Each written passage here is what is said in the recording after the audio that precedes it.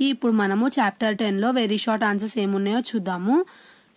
Chapter 10లో మనకి very short answers first one important ఏంటంటే వాట్ ఈజ్ అకౌంటబిలిటీ. అకౌంటబిలిటీ అంటే ఏంటంటే accountability means government officers and employees are accountable. Accountable అంటే ఇప్పుడు ఏదన్నా మిస్టేక్ జరిగితే వాళ్ళు దానికి ఆన్సరబుల్ ఉంటారు కదా. అంటే ఎలా అంటే accountable and answerable to the public for the decisions and action. ఒకవేళ గవర్నమెంట్ ఏదన్నా యాక్షన్స్ తీసుకుంటే దాని పట్ల పబ్లిక్ ఎవరు ఆన్సరబుల్ అంట, గవర్నమెంట్ ఆన్సరబుల్ కదా. సో దాన్ని అకౌంటబిలిటీ అంటారు. అంటే ఒకళ్ళు ఏమైనా తప్పు చేస్తే వేరే వాళ్ళు దాని రెస్పాన్సిబిలిటీ తీసుకుంటారు కదా, దాన్ని అకౌంటబిలిటీ అంటారు. Transparency ఎన్షోర్స్ accountability.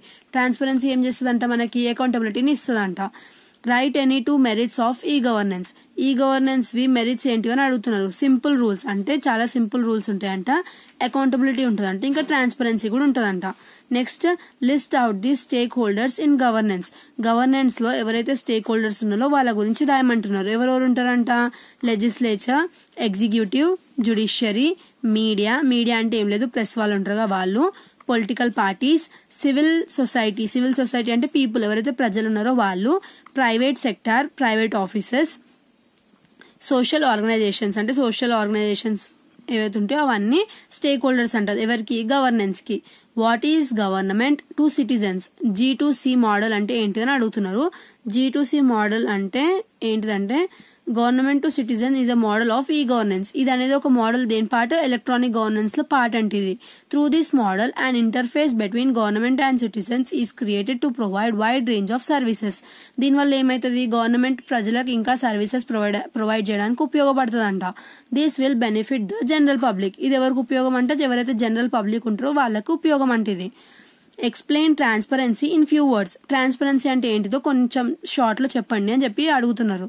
Transparency refers to free access to reliable information on decisions and performance of government by public.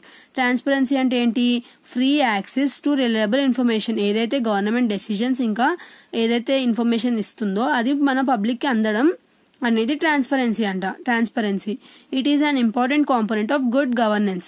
ఇదేంటంట, ఒక గుడ్ గవర్నెన్స్ కి ఒక మంచి చిహ్నం అంట. Which ensures efficiency. In which year the RTI was enacted and enforced. RTI అంటే right to information act. అది ఎప్పుడు enforce అయింది, ఎప్పుడు ఎనాక్ట్ అయింది అని చెప్పి అడుగుతున్నారు. So RTI means right to information.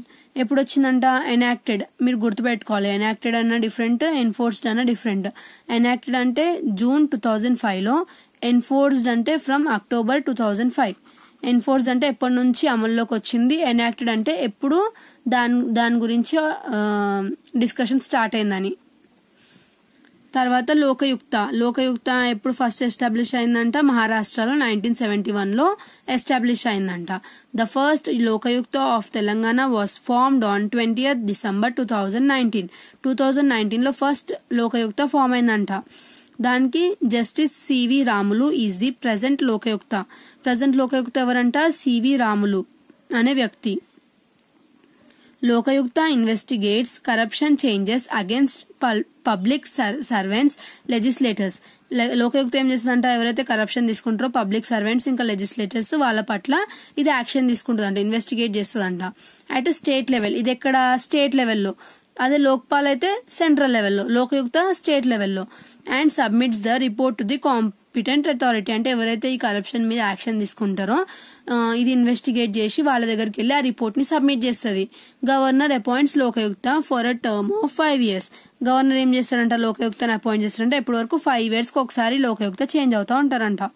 So ఇది మనకి చాప్టర్ 10లో వెరీ షార్ట్ ఆన్సర్స్. మనం మన నెక్స్ట్ వీడియోలో చాప్టర్ 11 చూద్దాము. Thanks for watching.